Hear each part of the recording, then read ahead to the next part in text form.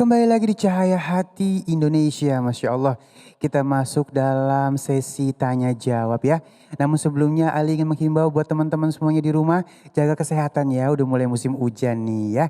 Baik, insya Allah yang pertama ini mohon kesediaannya guruku yang dimuliakan Allah Subhanahu Wa Taala, Kiai Haji Muhammad Nur Hayat, untuk menjawab pertanyaan dari media sosial.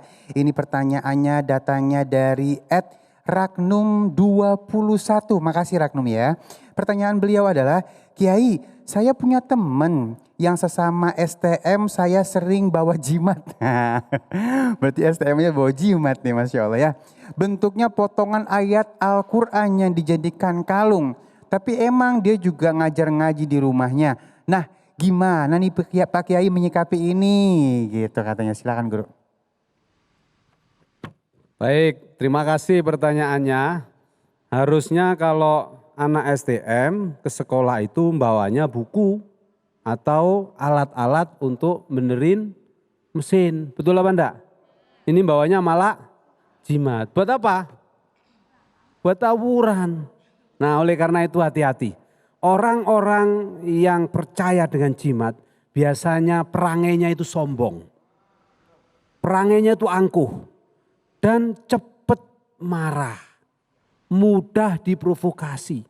Kenapa? Karena dia yakin bahwa dia memiliki sesuatu yang bisa menyelamatkan dia. Nah ini ibu-ibu, para pemirsa iNews dimanapun berada, hati-hati. Cek tasnya anak-anak di rumah. Kalau mau berangkat ke sekolah, dulu namanya STM, sekarang SMK. STM sudah tutup. Betul apa enggak? Ya, hati-hati. Kalau ada yang aneh-aneh tanya, misalnya di tasnya ada bundelan, isinya ada tanah, ada jarum, ada fotonya cewek misalnya. Nah hati-hati, jangan-jangan ini untuk nyebul. Misalnya. Hati-hati. Nah karena apa? Ajimat itu tidak hanya kaitannya dengan dikdaya, dengan ampuh, dengan kuat. Tidak tembus ditembak, tidak makan dibacok. Tidak hanya itu. Ajimat itu juga bisa untuk menarik cinta dan kasih sayang. Dalam bahasa Arab namanya mahabbah. Jadi orang kalau bawa sesuatu kelihatannya ganteng aja terus. Pernah gak lihat itu Bu? Nah kalau Akhinal Karim, saudara kita, Beb Ali ini walaupun gak pakai jimat emang udah ganteng. Allahumma sholli Muhammad. Iya gak? Nah kalau saya gak pakai jimat, ganteng apa enggak? Ganteng banget Guru. Lumayan. Lumayan. Nah kalau Ustadz Hilman di atas lumayan. Alhamdulillah. Maka kalau ada orang yang merasa bahwa dirinya punya jimat, tapi dia masih ngajar ngaji. Bagaimana cara menyikapinya? Cara menyikapinya adalah kita harus lihat apakah dia bersikap sombong dalam kehidupannya atau tidak. Kalau dia bersikap sombong, berarti jimatnya ini akan menggelincirkan dia. Jangan didekati.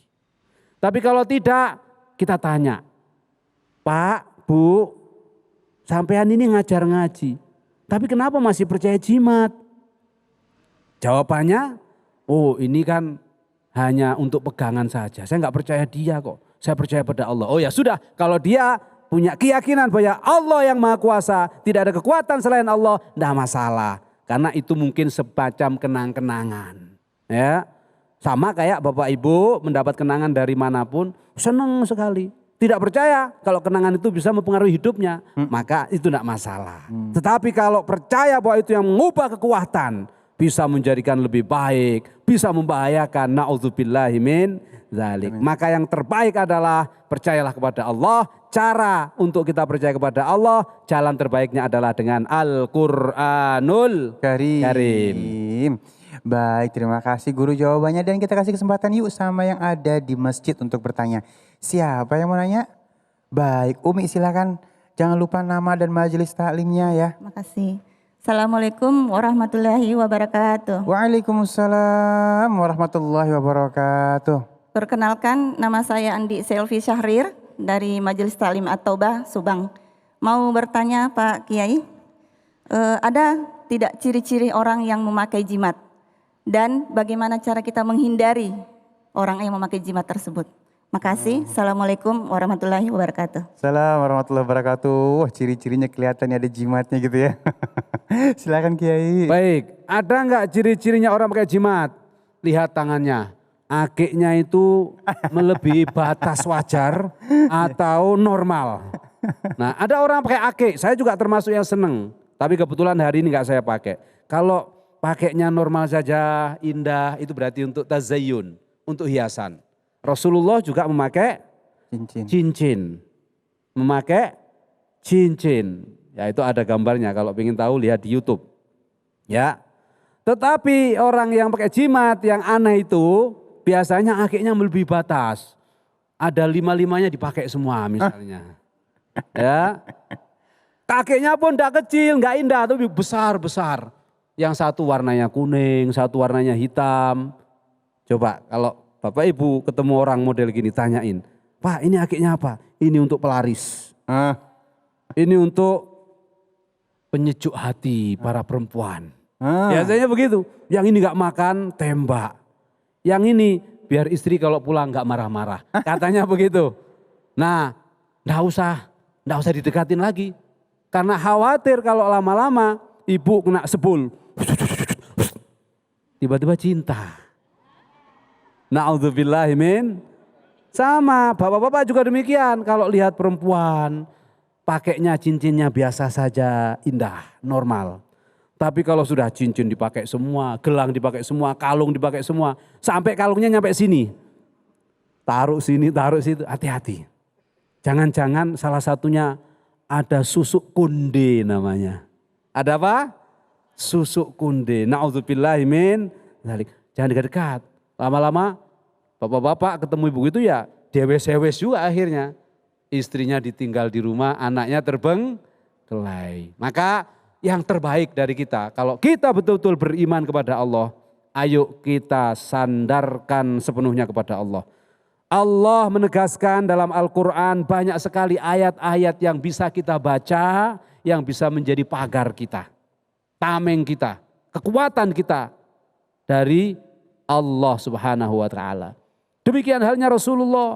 Rasulullah mengajarkan kepada kita banyak sekali doa-doa yang bisa kita baca, yang menjadi pagar kita, husn kita, tameng kita dari berbagai macam mara bahaya, fitnah dan ujian hidup di akhir zaman. Salah satunya misalnya ibu-ibu, bapak-bapak, para pemirsa iNews dimanapun berada, jangan lupa setiap hari membaca Bismillahilladzi la yadurru ma'asmihi syai'un fil ardi wala fis sama'i wa huwas sami'ul alim. Jangan lupa.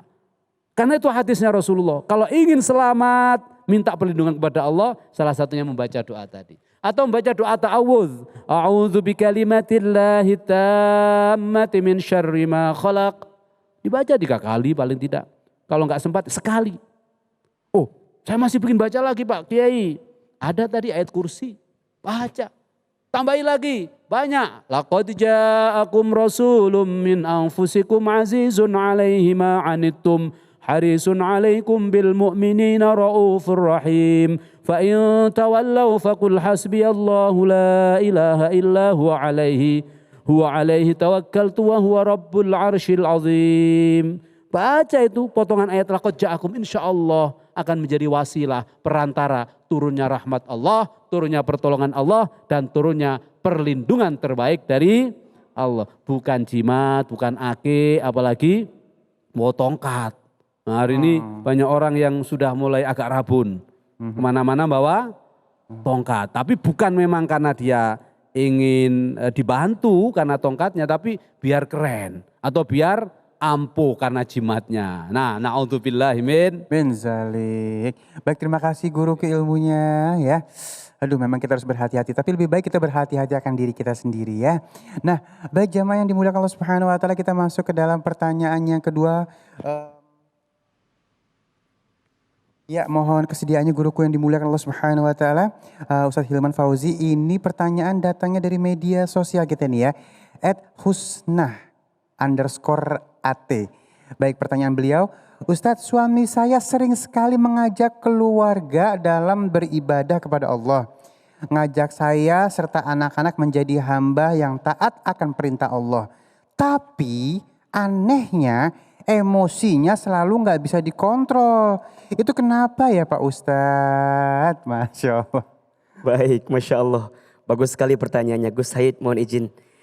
Baik, pemirsa Cahaya Hati Indonesia News TV yang dirahmati Allah. Gimana caranya ngadepin suami kita yang suka marah-marah gitu ya? Ibu di sini punya suami? Suka marah-marah apa enggak? Seneng enggak kalau punya suami yang suka marah-marah? Marah itu wajar ya. Yang tidak boleh marah-marah. Makanya ada lagunya ya. Anda jangan marah-marah. Bunda jangan marah-marah. Terus? Nanti lekas cepat tua. Jadi jangan marah-marah. Belajar untuk menahan amarah. Menahan untuk tidak meluapkan emosi. Gimana caranya bisa menahan marah? Setidaknya ada 5 hal mungkin yang bisa dilakukan. Pertama, kalau sedang marah baca ta'awudz. Ya. A'udzubillahi minasyaitonir rajim. Ya. Sungguh ada kalimat yang bisa melembutkan hatimu ketika marah. Ketika engkau membaca kalimat ta'awudz. A'udzubillahi minasyaitonir rajim. Yang kedua, berpindah posisi. Kalau lagi kesel, lagi marah, pas lagi berdiri, duduk. Duduk masih marah, berbaring. Maksudnya apa? Tidur. Nanti kalau udah tenang, marahnya akan hilang. Kalau masih marah gimana Ustadz? Kabur katanya. Yang ketiga, diam. Kadang ada satu keadaan yang tidak harus mengeluarkan kata-kata. Kalau lagi marah, kita ngomong yang keluar baik atau buruk? Buruk. Malah sesuatu yang gak pernah kebayang sama pikiran kita, jadi keluar. Hinaan, umpatan, cacian. Karena itu timbul karena kemarahan kita. Makanya Nabi memerintahkan kepada kita kalau sedang kesel, sedang marah, diam. Yang keempat, ambil air wudhu. Ya, marah itu dari setan. Setan itu dicipta dari api dan api akan padam dengan air. Maka ambil air wudhu. Sampai yang kelima, ingat nasihat tentang menahan marah. Salah satunya, la taghdab walakal jannah. Jangan marah bagimu surga. Barang siapa yang bisa menahan marah sedangkan dia bisa meluapkannya, maka dia nanti akan dipanggil di hari kiamat untuk memilih hadiah yang dia inginkan. Jadi luar biasa. Nah, kita juga jadi istri kudu pandai menahan diri kita untuk gak bikin marah suami kita. Iya enggak? Kadang-kadang kita gak bisa nyalain suami aja terus menerus kan. Ustadz, suami aku marah-marah banget sama aku teh. Tapi kita juga kudu evaluasi. Dan gak akan ada api kalau gak ada. Kalau gak ada baranya. Kalau gak ada sumbernya. Tapi juga jadi suami kudu pandai menahan marah. Ingat ya, jangan marah-marah. Karena marah tidak akan menyelesaikan masalah. Belajarlah menahan marah agar dapat berkah, ambil hikmah, nanti ujungnya masuk ke dalam jannah. Masya Allah, amin. Kalau rumah tangga diisi dengan kelembutan, kasih sayang, maka rumah tangga itu akan dibangun dengan kebaikan dan kelapangan. Tapi kalau ibu, ayah, suami, istri di rumah hanya diisi dengan kemarahan, maka jangan kaget. Ada anak kita, ada keluarga kita akan tumbuh dengan emosi, tumbuh dengan kemarahan. Kalau kita pengen punya anak-anak yang lemah lembut, belajarlah jadi orang tua yang lemah lembut. Minimal di rumah tangga kita tahan marah dan pandai memaafkan. Masya Allah, nikmat banget ya. Baik, dan sekarang kita kasih kesempatan yuk buat jamaah yang ada di masjid lagi nih. Siapa yang mau tanya? Baik Umi, silahkan. Di dalam face shield ya ininya ya. Mikrofon, oke. Bismillahirrahmanirrahim. Assalamualaikum warahmatullahi wabarakatuh. Waalaikumsalam warahmatullahi wabarakatuh. Perkenalkan, nama saya Ibu Tri Setianingsih dari Majelis Taklim At-Taubah Subang. Saya ingin bertanya kepada Ustadz Hilman. Pak Ustadz, saya punya anak laki-laki dan dia sedang berkeluarga. apakah tatanan rumah tangga surgawinya tidak lepas dari saya? Karena surganya anak laki-laki itu telapak kaki ibu kan masih Pak Ustadz, masih di ibu. Sekian, terima kasih. Assalamualaikum warahmatullahi wabarakatuh. Waalaikumsalam warahmatullahi wabarakatuh. Masya Allah, wabarakatuh. bagus sekali pertanyaannya ya. Jadi begini, tugas orang tua itu ya disebutkan di dalam Al-Quran kan salah satunya adalah qu anfusakum wa ahlikum nara. Jagalah diri kamu sekalian dan keluarga kamu dari siksa api neraka. Artinya kita sebagai orang tua masih punya kewajiban untuk mengarahkan, menuntun, membimbing anak-anak kita, keluarga kita untuk bisa masuk ke dalam surganya Allah dan terhindar dari siksa api neraka. Nah Ustadz, gimana kalau dia sudah menikah? Tentu porsinya yang harus kita pastikan. Kadang kita juga jadi orang tua jangan terlalu ikut campur dengan rumah tangga. Tapi pada bab yang fundamental, yang basic kudu diingetin. Sholat, hal-hal yang penting. Bukankah ayah bunda pernah mendengar bagaimana baginda Nabi Muhammad SAW masih membangunkan tidur Fatimah dengan Ali ketika itu walaupun sudah berkeluarga. Karena itu merupakan bagian daripada tugas namanya orang tua. Tapi porsinya harus diperhatikan. Nah kita mah kadang-kadang sok kepo sama anak-anak kita teh. Sok pengen tahu bingit tentang keadaan anak-anak kita padahal sudah berumah tangga. Maka nanti ada bahasa silih asih, silih asuh, silih asah katanya. Kalau usia 0 sampai 5 itu asih. Nanti 6 sampai remaja asuh. Nanti kalau sudah dewasa apa? Asa. Mungkin kita kasih tahu, nah kalau rumah tangga tuh begini, begini. Silahkan. Itu jadi tugas kewajiban kita sebagai orang tua. Karena ini adalah amanah dari Allah Subhanahu wa taala. Jangan sampai saat kita kembali kepada Allah mempertanggungjawabkan keluarga kita, kita lupa memberikan pendidikan yang baik kepada anak-anak kita. Makanya ini penting ya. Kalau kita punya anak, harus kita tahu siapa jodohnya. Karena dia yang akan mendampingi anak kita juga. Yang itu nanti akan menguatkan rumah tangganya juga. Wallahu a'lam bishawab. Baik, terima kasih guruku jawabannya dan pemirsa di rumah. Sesaat lagi kita akan memperbaiki bacaan Al-Quran kita bersama guru kita Ustadz Munawir Ngajir. Jangan kemana-mana, tetap bersama kami di Cahaya Hati Indonesia.